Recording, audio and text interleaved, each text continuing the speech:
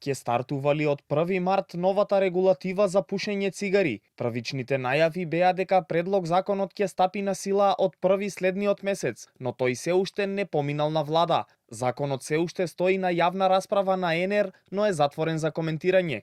Иако беа најавени радикални мерки, од Министерството рекоа дека прво ќе започнат со мека примена на законот преку опомени и едукација, за да се создадат услови за создавање јавни простори без чад. Додаваат дека следната недела ќе биде доставен до влада, пошто би следувала понатамошна процедура.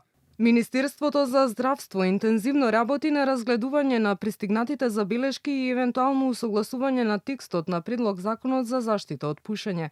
Нашата цел е истиот да биде финализиран до крајот на следната недела и доставен до владата, пошто ќе следи понатамошната процедура согласно деловничките и законските рокови.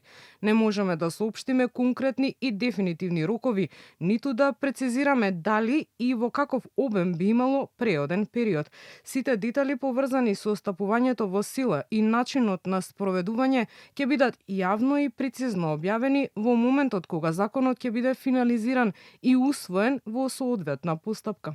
На средба помеѓу туристичко-угостителската комора и владата било договорено законот да биде донесен, но да се спроведува преку фази за да може локалите да ги прилагодат објектите на законските регулативи.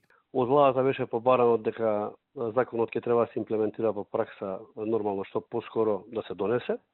Меѓутоа и они се согласни дека ќе следи една фазна имплементација на законот. Они ќе ни понудат законско решение како финална верзија. Државниот пазарен инспекторат ќе настапи на терен и ќе не едуцира, ќе ни покаже што конкретно треба да промениме во нашите локали.